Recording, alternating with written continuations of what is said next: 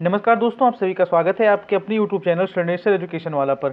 दोस्तों, एसएससी की तरफ से जो सिलेक्शन पोस्ट 2024 का फेज 12 का नोटिफिकेशन आया है, इसमें स्टूडेंट्स के मन में काफ़ी सारे डाउट्स हैं कि एक कैंडिडेट फॉर्म कैसे कैसे फिल कर सकता है, क्योंकि इस बार नई वेबसाइट पर सब कुछ हो रहा है और ओटीआर के थ्रू रजिस्ट्रेशन हो रहा है, फिर अलग अलग फॉर्म भरने पड़ रहे हैं, जिससे दिक्कत हो रहा है बच्चों को, क्योंकि ओटीआर जनरेट ही नहीं हो रहा, ओटीपी आ ही नहीं रही है मोबाइल पर। तो सारी आपको जानकारी देंगे, 5 पॉइंट्स के माध्यम से आपको समझाएंगे कि क्या क्या दिक्कत आ रही है। उसमें हमने जो पॉइंट्स बनाए हैं वो है कि कितनी बार फॉर्म भरना पड़ेगा और फीस कितनी बार भरनी पड़ेगी बेसिकली, और पेपर कितने होंगे, स्किल टेस्ट होगा कि नहीं होगा, और कितना समय लगता है फाइनल सिलेक्शन में, ये भी बच्चों को मन में मान के चलना चाहिए। और एक जो सबके मन में विचार रहता है कि आखिरकार इसकी कट ऑफ कितनी जाती है, तो हम प्रीवियस ईयर कट ऑफ के बेसिस पर ही आपको बताने का प्रयत्न करेंगे, क्योंकि उसी के हिसाब से आप अपने प्रयासों को जारी रख सकते हैं। तो पहला प्रश्न की तरफ बढ़ते हैं हम लोग। तो पहला प्रश्न है कि कितनी बार भरना पड़ेगा फॉर्म और कितनी देनी पड़ेगी फीस। तो जैसा कि आपको पता है कि अगर आप जनरल कैटेगरी से हैं, ओबीसी कैटेगरी से हैं या ईडब्ल्यूएस कैटेगरी से हैं, जनरल, ओबीसी और ईडब्ल्यूएस किसी भी कैटेगरी से हैं, तो आप सबकी 100 रुपये पर पोस्ट फॉर्म फीस रखा गया है। 100 रुपये पर पोस्ट फॉर्म फीस रखा गया है। ये क्या है, तो जैसे कि इसमें टोटल 489 पोस्ट, 489 अलग अलग डिफरेंट पोस्ट हैं। टोटल नंबर ऑफ वैकेंसीज की संख्या तो लगभग 2049 के अधिक है, इतनी अराउंड वैकेंसीज हैं, लेकिन जो पोस्ट हैं वो 489 हैं। अब अगर आप सारे पोस्ट के लिए अप्लाई करते हैं और एक जनरल कैटेगरी के बच्चे हैं, तो 489 इंटू 100 आपको देना पड़ेगा, यानी कि कितना, 48900 देना पड़ेगा, यानी कि 48,900 रुपये आपको देना पड़ेगा अगर सारे पोस्ट के लिए आप अप्लाई करते हैं। इन सारे पोस्ट में इंक्लूडेड है मैट्रिक्स लेवल वाली, और इसके अलावा 10+2 वाली और ग्रेजुएशन लेवल वाली। लेकिन आपको सारे पोस्ट के लिए फॉर्म नहीं भरना है, मैक्सिमम आप लोग भरिएगा तो 10-15 के लिए भर दीजिएगा। अगर पैसे हैं तो भाई भरने में कोई दिक्कत है नहीं, 48,000 रुपये हैं तो भर दीजिएगा, मुझे कोई प्रॉब्लम नहीं है। लेकिन एक ऑन एन एवरेज बच्चा अगर 10 पोस्टों के लिए फॉर्म फिल करता है, तो उसे हम लोग एक मान के चलते हैं कि एक बच्चा है जिससे 10 पोस्टों के लिए फॉर्म फिल करना है। एक एग्जाम्पल लेकर के चलते हैं, हम लोग सपोज करते हैं कि राम नाम का एक बच्चा है जिसको फॉर्म फिल करना है। अब इसके बारे में ही हम आपको सब कुछ क्लियर कर देंगे। राम ने 10 अलग अलग पोस्ट को डिसाइड किया। कैसे डिसाइड किया, इसका पीडीएफ ऑलरेडी आ चुका है, आप लोग वहां से जाकर के उसको पता कर सकते हैं, हमारे टेलीग्राम चैनल पर भी डाल दिया गया है। तो 10 पोस्ट उसने डिसाइड किया कि इन पे हमको फॉर्म फिल करना है। इसके बाद राम का पहला प्रोसेस क्या रहेगा कि यह तो जाकर के ओटीआर यानी वन टाइम रजिस्ट्रेशन के थ्रू नई वाली वेबसाइट पर अपने आप को रजिस्टर्ड करेगा।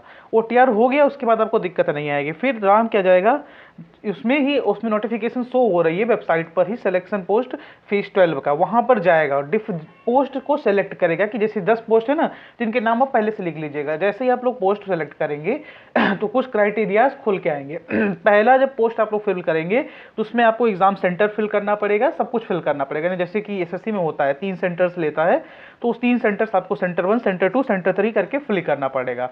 और उसमें फिर आपको बस इसके अलावा सेंटर वाला प्रोसेस और कहीं नहीं भरना पड़ेगा। अब आपने वो फॉर्म वहां पर फिल कर दिया, वहां पर आपके सारे डॉक्यूमेंट्स अटैच हो गए। जैसे कि आपने, हम ग्रेजुएशन लेवल की बात करें, ग्रेजुएशन लेवल पर आपने फॉर्म फिल कर दिया। अब नेक्स्ट में आपको कुछ और फॉर्म फिल करना है। फॉर्म 2 के लिए अगर जैसे गए तो आपको वहां पर दोबारा फॉर्म भरते टाइम आपको दोबारा तो सेंटर भरना पड़ेगा। अगर आप ग्रेजुएशन लेवल पर भर रहे हैं तो आपको दोबारा सर्टिफिकेट भी नहीं भरना पड़ेगा, सिर्फ वहां पर आपको वेरीफाई करके पोस्ट फिल करके बस आगे बढ़ जाना रहेगा। तो यानी कि फॉर्म फिलिंग आपको एक बार करना है अगर आप एक पोस्ट के लिए कर रहे हैं, या उसी के सिमिलरली पोस्ट के लिए यदि ग्रेजुएशन लेवल पर कर रहे हैं तो आपको फॉर्म फिलिंग बस एक बार करना है। और सेंटर आपको पूरे फॉर्म के दौरान सिर्फ एक बार ही भरना है, चाहे आप 10 के लिए 10 मेट्रिकुलेशन के लिए भरें या 10+2 के लिए भरें या ग्रेजुएशन के लिए भरें। सेंटर्स आपको बार बार नहीं भरने हैं, कई सारी चीजें बार बार नहीं भरनी है। बस जैसे कि आप लोग ग्रेड चेंज करेंगे तो उसमें आपको एजुकेशनल क्वालिफिकेशंस आपको अलग अलग भरनी पड़ेंगी बार बार। जैसे ग्रेजुएशन वाले जितने हैं उस पर एजुकेशनल क्वालिफिकेशन ग्रेजुएशन रहेगा, और जितने आपके ये सब हैं आपके जैसे कि 10+2 वाले और मेट्रिकुलेशन वाले, इनमें आपका ग्रेजुएशन लेवल 10+2 और मेट्रिकुलेशन भरना पड़ेगा। या पोस्ट के सब में ही, पोस्ट के सामने ही सारी चीजें लिखी हुई हैं। कैटेगरी आपको बार बार नहीं भरनी पड़ेगी, एससी एसटी हो कोई दिक्कत नहीं है, ओबीसी है कोई दिक्कत नहीं, आपको बार बार नहीं फिल करना पड़ेगा, जनरल है नहीं फिल करना पड़ेगा। यानी फॉर्म फिलिंग में आपको कोई दिक्कत नहीं आएगी, बस आपको एक बार पूरा फॉर्म अच्छे से फिल करना है, बाकी आपको पोस्ट भरना है और एजुकेशनल क्वालिफिकेशन भरना है। सेकंड चीज, जैसे 10 पोस्ट के लिए राम ने सेलेक्ट किया कि हमें 10 पोस्ट भरना है, तो 10 पोस्ट के लिए इसे अलग अलग 100 रुपये देना पड़ेगा। यानी टोटल इसकी फीस कितनी लग गई, 1000 रुपये लग गई। एक पोस्ट के लिए 100 रुपये फीस है, जितने पोस्ट आप लोग भरेंगे उसमें 100 का मल्टीप्लाई कर लीजिए। 5 पोस्ट भरेंगे 500 रुपये लगा, 10 पोस्ट भरेंगे तो 1000 लगा, 100 पोस्ट भरेंगे तो 10,000 लगा। तो उम्मीद करते हैं ये तो क्लियर हो गया होगा। सेकंड क्वेश्चन वो आ रहा है बच्चों के मन में कि पेपर कितने होंगे सर। तो देखिए भैया, पेपर होने वाले हैं ये, इसमें सिर्फ टियर 1 होता है। क्या होता है, सिर्फ और सिर्फ टीयर 1 होता है और इसमें टीयर 2 और टीयर 2 का कोई झंझट नहीं है। लेकिन अब इसमें एक बात जरा थम जाइए, टीयर 1 अगर आपने मैट्रिकुलेशन वाला भरा है तो इसका अलग होगा, अगर आपने 10+2 वाला भरा है इसका अलग होगा, अगर आपने ग्रेजुएशन वाला भरा है तो इसका अलग होगा। क्या बोल रहे हैं, यानी कि मैट्रिकुलेशन वाला, क्या आपके मन में सवाल आ रहा होगा कि एक ही दिन 2 पेपर हो गए? तो ऐसा नहीं होता है। अगर आपने ग्रेजुएशन लेवल भी भरा है, 10+2 भी भरा है और 10 भरा है, यानी कि मैट्रिकुलेशन वाला भी भरा है, तो ग्रेजुएशन वाला पेपर हो सकता है आपका पहले हो, मैट्रिकुलेशन वाला बाद में हो, या जो भी होगा एक दिन में नहीं होगा। और अगर एक दिन में सपोज पढ़ भी गया तो सेंटर सेम पड़ेगा, सुबह इसका शाम को इसका, तो उसमें आपको दिक्कत नहीं होगी। यानी कि अलग अलग लेवल पर अलग अलग पेपर होंगे। जैसे 10th में जो है तो यहाँ पर एडवांस मैथ नहीं आएगी, 10+2 में बेसिक एडवांस मैथ आएगी, ग्रेजुएशन में सब कुछ सीजीएल वाला आएगा, इतना समझ लीजिए। यानी कि 3 अलग अलग पेपर होंगे, एक 10 वालों के लिए, एक 10+2 वालों के लिए, ग्रेजुएशन वालों के लिए। ये दूसरा सवाल, इसमें कोई दिक्कत होगी तो पूछ लीजिएगा। मेन सवाल आता है ना कितना समय लगता है फाइनल सिलेक्शन में, तो ये एक बात बता दें, इस फॉर्म को भरने के बाद, एग्जाम देने के बाद नेक्स्ट एग्जाम की प्रिपरेशन करिएगा। इसमें साल भर भी लग सकता है, 1.5 साल भी लग सकता है, 2 साल भी लग सकता है, कभी कभी 2.5 साल भी लग जाता है। कोई इसमें अतिशयोक्ति नहीं है। फेज 10 की भी कई सारी वैकेंसीज के ज्वाइनिंग लेटर्स आ रहे हैं, लोग अभी भी ज्वाइनिंग हो रही है उन लोगों की, तो आप फेज 10 समझ सकते हैं 2 साल पहले आया था, 2.5 साल पहले। तो इस हिसाब से फॉर्म बहुत लेट लतीफ चलता है। लेट लतीफ इन द सेंस कि अलग अलग डिपार्टमेंट से उन जैसे जैसे ज्वाइनिंग लेटर रिलीज करते रहते हैं वैसे वैसे इसमें होता रहता है। कट ऑफ हालांकि सबका एक टाइम पर ही आ जाएगा, वो भी उसमें भी टाइम लगेगा, उसमें भी ये मत सोच के चलिएगा कि 1 के महीना में कट ऑफ आ जाएगा, तो वो नहीं आने वाला। यानी कि ये टाइम टेकिंग है। इसमें आप लोग अगर फॉर्म फिल कर रहे हैं तो फॉर्म फिल करिए, पेपर देने जाइए और फिर नेक्स्ट एग्जाम की तैयारी करिए। सेकंड, फोर्थ क्वेश्चन जो आता है कि स्किल टेस्ट होगा कि नहीं, तो स्किल टेस्ट के लिए क्लियरली बता दिया गया है कि मैक्सिमम पोस्ट्स में स्किल टेस्ट नहीं है। लेकिन अगर कहीं कहीं पर है तो वहीं पर क्लियरलीफाई कर दिया जाएगा आपको, वहीं पर पीडीएफ में ही आप लोग जिस पोस्ट को सेलेक्ट कर रहे हैं उसमें क्लियर हो जाएंगे आप लोग कि स्किल टेस्ट इसमें होगा कि नहीं होगा। उसमें येस और नो के माध्यम से उसमें बता दिया गया है। तो जहां पर नहीं है वहां पर नहीं होगा, किसी किन्हीं स्पेसिफिक पोस्टों में स्किल टेस्ट है, बाकी मैक्सिमम में नहीं है। अराउंड मान के चलिए 75 to 80% में नहीं है। फाइनल आते हैं कि कट ऑफ कितनी जा सकती है। अब कट ऑफ कितनी जा सकती है इसमें देखिए कोई बता नहीं सकता कि कट ऑफ कितनी जा सकती है, लेकिन एक मोटा मोटा जो आंकड़ा हम आपको बताएं, जो आप लोग, अगर हम पहले यहाँ पर 3 खाने बना लेते हैं, 1 2, यहाँ पर 10 वालों के लिए बता दे रहे हैं और 12 वालों के लिए और ग्रेजुएशन वालों के लिए। भैया देखो 10th वाले जो है मैट्रिकुलेशन वाले आपके में फाइट करेंगे, ग्रेजुएशन वाले भी।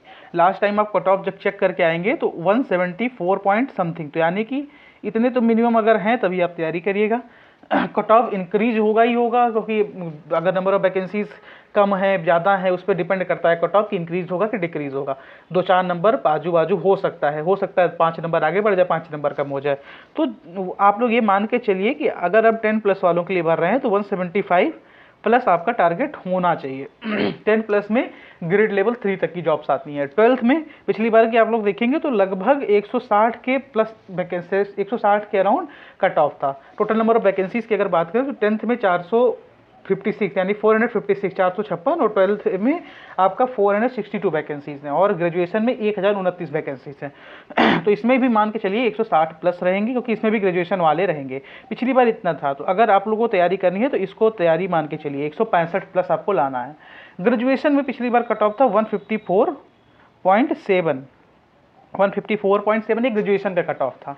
तो आप लोग मान के चलिए कि 160 प्लस आपको लाना है। इसमें 160 प्लस ले आना है तो आपको अब मान के चलिए आपका सिलेक्शन निश्चित हो जाएगा, क्योंकि स्किल टेस्ट उसके कोई नंबर काउंट होते नहीं है।